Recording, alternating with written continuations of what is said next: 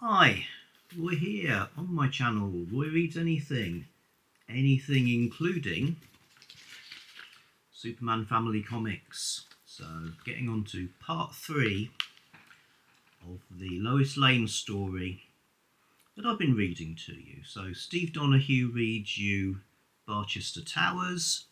I'm reading you this, arguably in a different level of literary excellence, but we'll see. So the story so far, Lois Lane is now shadowing a secret agent type of character called Simon Cross as they investigate a drugs baron called Spangle.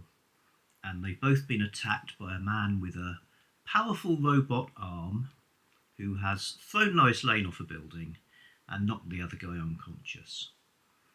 Part 3, The Secret of Spangle's Garden. Just a few seconds ago, Lois was helplessly plunging to a shattering death when a flurry of red and blue intervened to effect a spectacular rescue. The one and only Superman.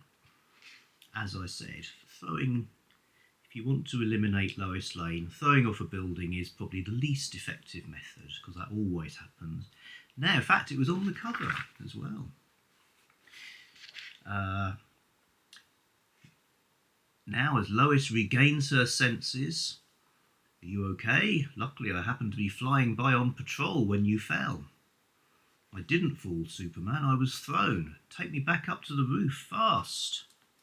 Which he does. "Oh no, I was afraid something terrible would," because they're seeing the unconscious Simon Cross lying on the ground. "Stay back, I'll take a closer look," says Superman. "He's dead." "Oh no, hang on, who's this? Really? He's dead, Lois, a broken neck." "Who was he?" "Sir Simon Cross." Choke. "An agent for the SIA." Sniff.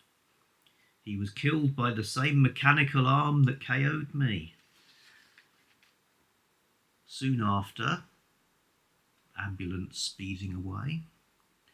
"After what you told me, you can't afford not to have my help, Lois. Can't you see whatever you're into is too risky to tackle alone?" "Maybe so, but I must find Simon's killer my way. There was something between us that forces me to do it by myself. I want you to give me your word. You won't keep tabs on me with your superpowers." "It's against my better judgment, but you have my word."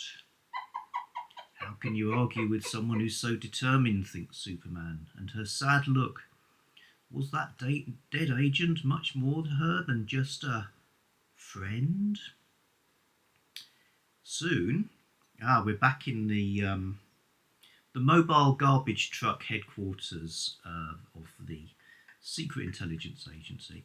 "Thank you for your official report on Agent Cross's death, Miss Lane. The SIA appreciates your help. But your request is out of the question. I cannot allow you to continue after Spangle alone." "You forget, Chief." Spangle. "I know, Spangle. Terrible. I'm not a full-fledged agent. I can go after Spangle on my own, with or without your approval." You've got a point. "And I know you're stubborn enough to do just that." This is the secret agent boss man talking. "So I'll arrange for you to have another partner, someone who knows almost as much about the Spangle case as Cross did." So this is the guy who came in on their training session, I suppose. Soon, Lois and her new teammate are underway. "I'm grateful you returned to active duty to help me, Mr. Tempton. Training recruits will have to wait. It's more important to track down Simon's killer. He was a good friend. And since we're working together, call me Roger. Now, any leads on this Spangle character? I think I know where we can pick up his trail. Simon found out he always lunches here. Look, he's leaving. Let's follow his car. Lois, why would anyone with a limousine ride only a few blocks, then take a subway?" Spangle's going down some stairs, still smoking his cigar. "That's what you and I are going to find out, Roger." A moment later, in the subway station. Look at that. The last car was locked until Spangle opened the doors with a special key.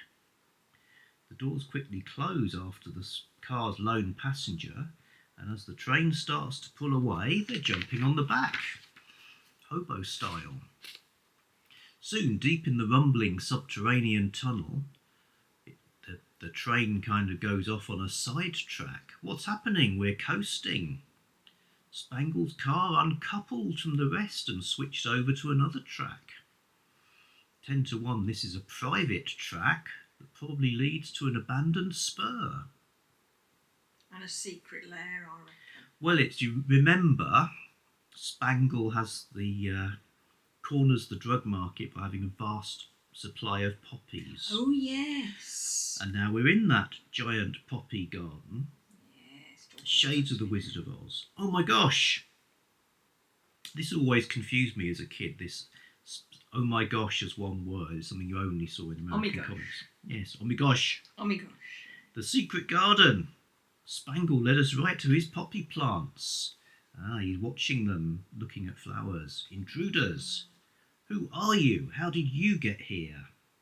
This was your last ride. Here's where you get off for good. Don't, Roger, he's unarmed.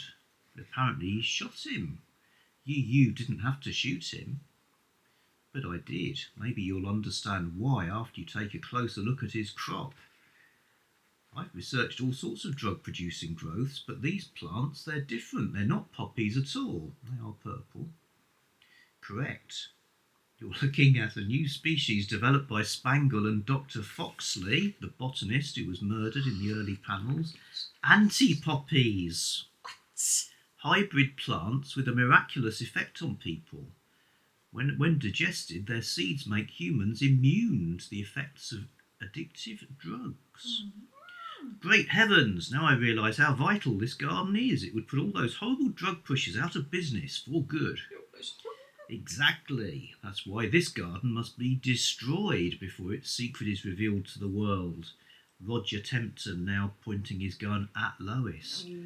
Aren't you twisting things? Why, you almost sound like a criminal. You're with the SIA, remember? Only to mask my activities. Since I retired, I acquired a very profitable enterprise. Yes, for years I've been Metropolis's biggest distributor. Suddenly, Lois, she's wearing purple boots, I will mention. Oof, I should have been prepared for that. I underestimated you. She kicked a gun out of his hand. Simon lost his life. You're wrecking thousands of lives. You can't harm this garden.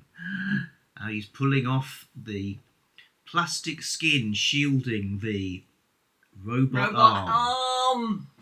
I don't need a gun to kill you. Did Simon ever tell you why the SIA retired me? I lost my right arm in the line of duty, so I had to be fitted with an artificial limb. The mechanical arm. The mechanical arm! You're the one who tried to kill me. Gasp, the mystery assassin is you. Dr. Foxley was about to share the information about this garden with other botanists. Simon Cross overheard the secret with a rebugging device he planted on Spangle, and now that you know, you must be silenced along with them. Crash! Superman bursting through the ceiling. See, you need the patriarchy after all. Always. Look, it doesn't say that. Looks like your would-be killer was stoned out cold because rocks have fallen on his head. He's unconscious. But how did you know where to find me? Easily. After you spelled out that message with leaves from the botanical exhibit. So leaves spelling out the words on the ground, above ground. Superman, need help below. Lois. I don't know how you did it, but your stunt saved your life. And Lois is thinking, I didn't do it. It was someone else. But who? Next day, after the garden is secured by the authorities, Spangle and Foxley were working on a secret grant. Unfortunately, there was a leak in the SIA which turned out to be Roger Tempton. That's why our agency wasn't let in on it. What a switch. The man Simon and I thought was the bad guy turned out to be a hero, while our so-called friend was the real villain all along. And so the case is solved. Lois. It is indeed a fallen world. And so the case is solved, except for one baffling element. So Lois is walking along wearing a suit with a sort of a ghostly head of the Simon Cross floating in the sky. I still haven't figured out the spelling out of that message. Who could have known I was in danger underground? Will I ever find out whom I owe my life to? Yes, this is the end of the murdering arm of Metropolis, but the beginning of the strangest partnership you'll ever know, as you'll witness in a future issue. So some kind of Randall and Hopkirk deceased partnership started with Lois Lane, a pretty much forgotten episode in comics lore. So that is the end of the murdering arm of Metropolis. Thank you for indulging me in listening to my nonsense, and I'll be back soon with something else before after Dr. Jenny says something. I just wanted to say, Spangles the Sweet. Yep. They were those little square fruit flavoured boiled sweetie things in a packet. Kind of hard candy. Hard candy, yeah. They were thicker around the edge than they were in the middle. True. So the middle used to dissolve faster. Yes. And develop an evil cutting edge, somewhat like a pipe cutter, that if you got your tongue stuck in it, could actually twist round and cut the end. So you'd have a sharp hole in the middle of your spangle. Yeah, which would cut your tongue the end to of your tongue ribbons, off. Yes, quite literally, people's heads were. Yeah, it was a dangerous world in the 1970s. Spangles, didn't like them. Dangerous. What you really want is Bosworth Jumbles. Bosworth Jumbles, you do. Okay, folks, that's it. I'm calling it.